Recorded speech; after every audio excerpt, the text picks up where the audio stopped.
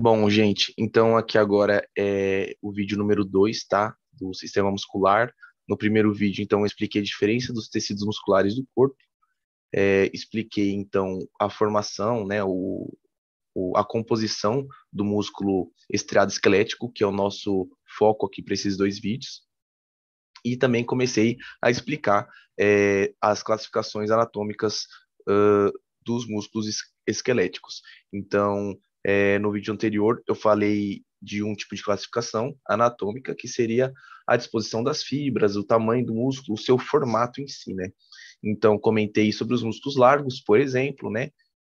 Falei que o comprimento e a largura equivale, os seus formatos quadrangulares ou em leque, tá?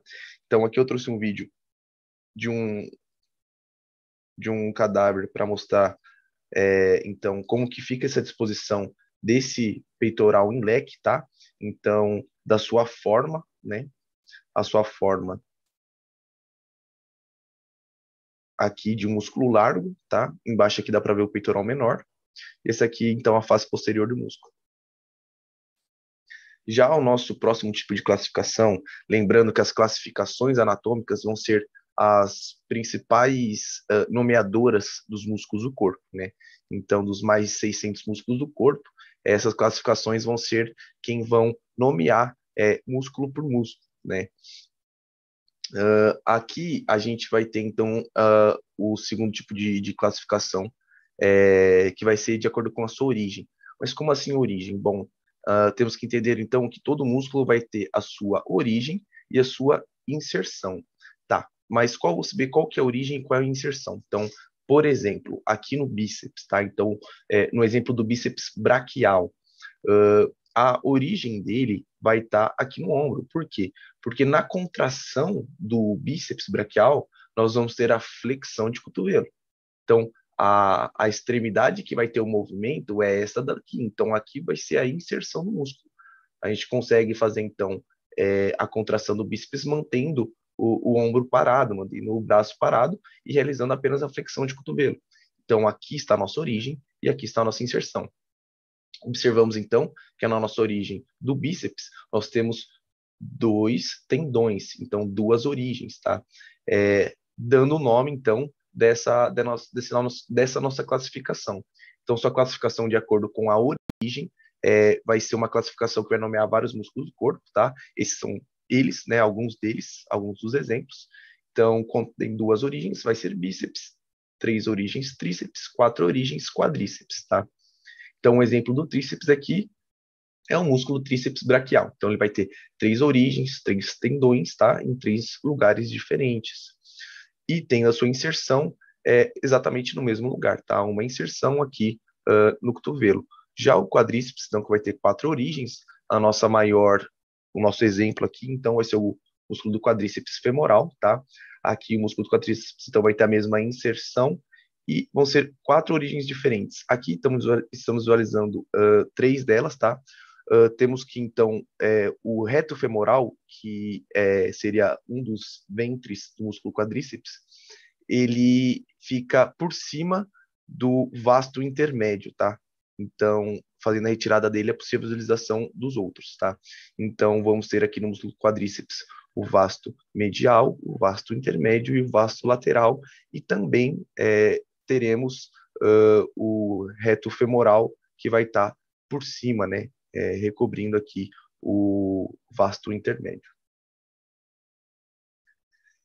E temos a classificação aqui, então, em relação à sua inserção.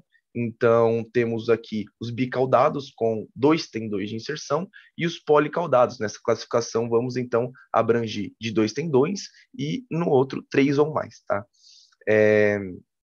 Como exemplo, então, de bicaudados, vamos ter o músculo fibular anterior.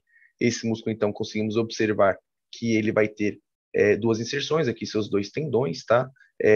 No policaudado, vamos ter o exemplo, então, do músculo extensor longo dos dedos do pé. Então, esse músculo, ele vai ter aqui várias inserções, tá? Do mesmo músculo e uma origem, tá bom?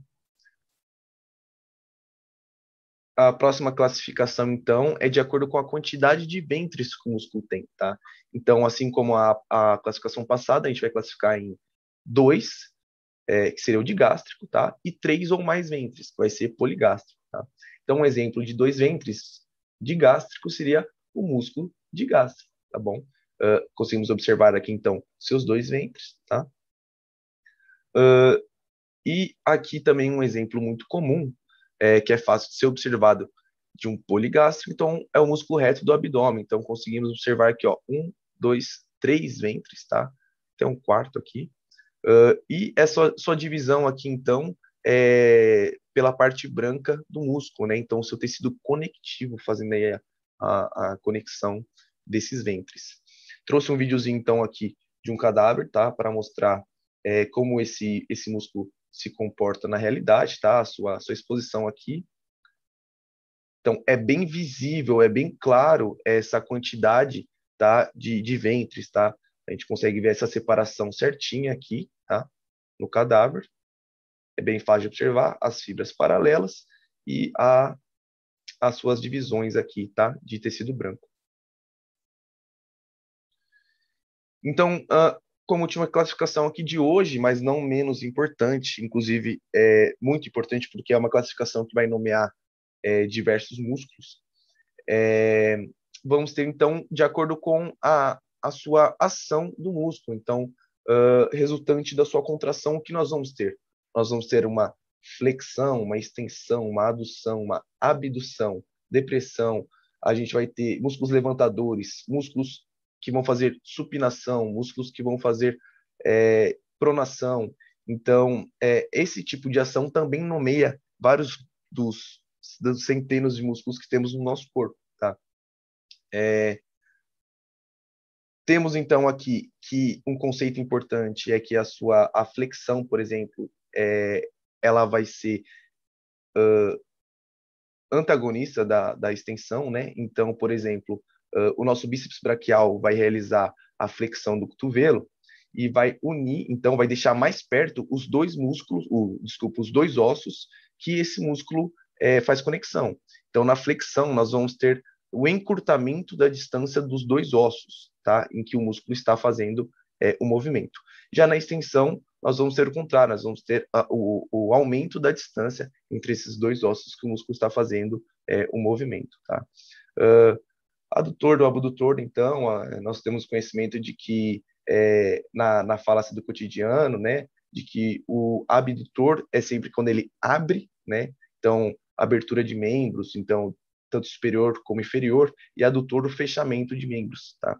Então, um grande exemplo aqui dos abdutores, nós vamos ter o próprio músculo deltoide, tá? Que realiza a abdução do braço.